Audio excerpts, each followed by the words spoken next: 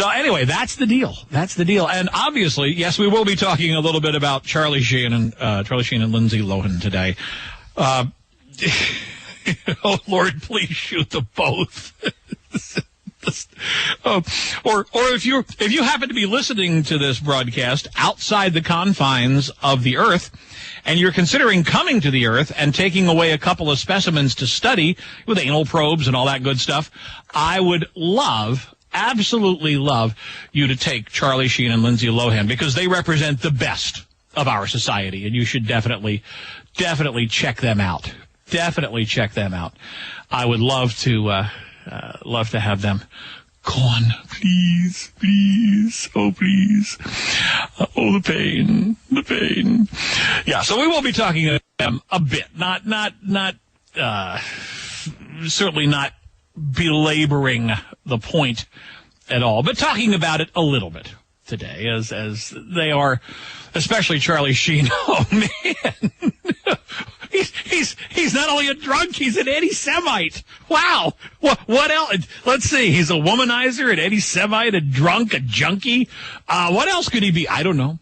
Of course, that's all in my own humble opinion. I'm sure he's just a fine guy. I'm sure he's a fine guy. Yes. Sure. You're live on WGMD. Welcome to the show. Hi, Steve. It's Dan Gaffney. Could you please not say anal probe on the air? Oh, no.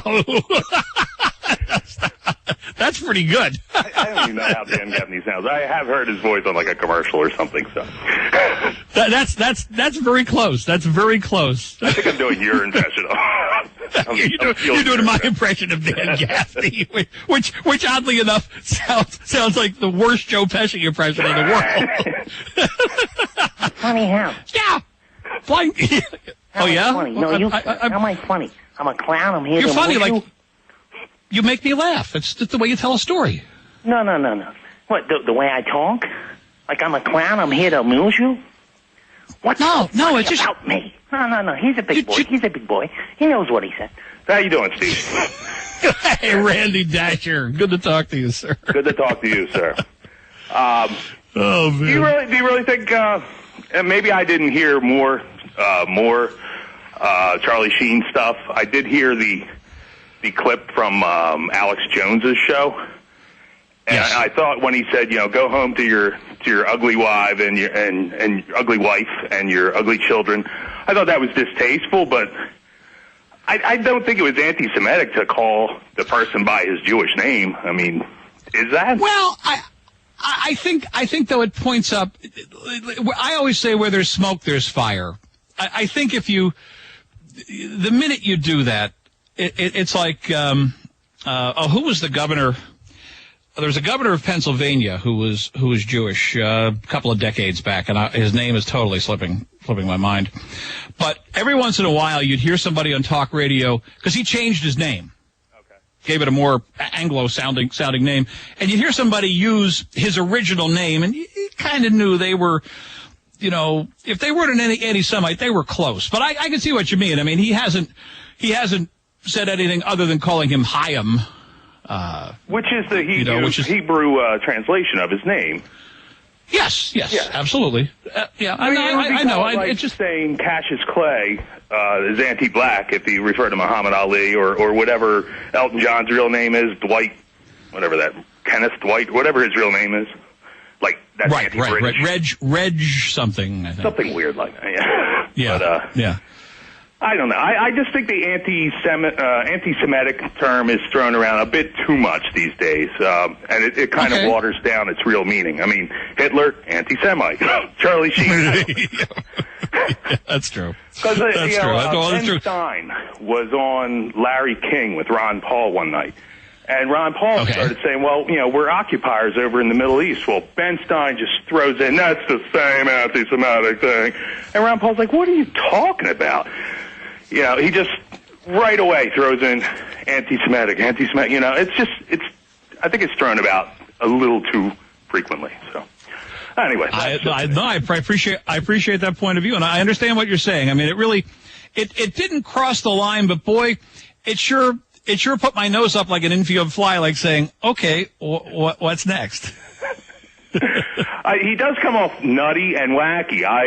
Believe me, I listened to that interview. I was like, wow, he's really out there. But he does create magic on that show, regardless of how wacky he is. And that might be almost a necessity for brilliant actors. I bet you follow a bunch of brilliant actors around, and they probably, I don't know, maybe that's a stretch calling Charlie Sheen a brilliant actor, but he's great in that role, and there's great writing. I think they should kiss and make up and put the Dopey Show back on and make their millions and billions. Well, and that's one of the points we're going to discuss today.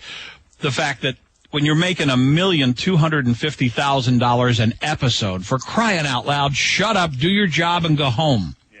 Yeah, I hear you. Somebody was saying that Charlie Sheen. Now I don't know if this might just be a rumor, that he blamed the sinking of the Titanic on the Jews. Yeah, because it's an iceberg. Iceberg, worst joke ever written. But I wrote it. But your Pesci is dead on. Oh, thank you, sir. Thank you. I appreciate it. As are many of your impressions, and those of you out there want to get an idea of this man's talent, RandyDascher.com. RandyDascher.com on the internet, and check him out. Very talented radio person and media person as well, TV person also. Jeez. Thank you so much, Steve. I appreciate it. You are far more talented as well. So, I always, been a major fan of all your song parodies and your radio and all that sort of stuff. So, pleasure listening to you as always. I will let you get back to your fun little show. Thank you, sir. Well, hey, thank you, and please feel free to call back. Thank you, Randy. Great to talk to you. Great to talk to you. And I understand his point. I understand it. Obviously it didn't. He didn't use any of the nasty words. He didn't call him a Zionist. By the way, that is proof positive. If somebody refers to anybody who is Jewish as a Zionist, beep, beep, beep, anti-Semite, you call him a Zionist, you are an raving anti-Semite. I'm sorry. That's cast in stone. But Randy's right. He just he pointed the way. He pointed the way to that. I don't know. Well, we'll see. Good call, Randy. And again, you heard his Pesci. That's scary good. And it's Dan Gaffney, wasn't he? He was doing Dan Gaffney. My Dan Gaffney, on the other hand, is, not so good. Marine weather on the half hour. We're going to have Fox News, some important words, and then we'll be back, and hopefully with more of your calls. Nice to hear from Randy Dascher. If you missed that, you missed, like I said, his impressions are just dead on. Dead on. His Pesci is just, it's the best Pesci I've ever heard. He actually called a radio station once and had them convinced it was Joe Pesci. This is interesting. The radio station was in Westchester, Pennsylvania. And in the paper, there was an article that showed up at a jazz club. Because, Joe Pesci's a musician and actually pretty good from what I hear. And he showed up at this jazz club and sang some numbers with the band or whatever. And in Westchester, Pennsylvania, that's a big deal. So he calls this radio station pretending to be Pesci and nailed the guy, and the guy thought it was really Pesci. The guy thought it was really Pesci, of course. Was cookie in the box, but still, he had everybody at the station convinced it was Pesci calling the station. So, anyway,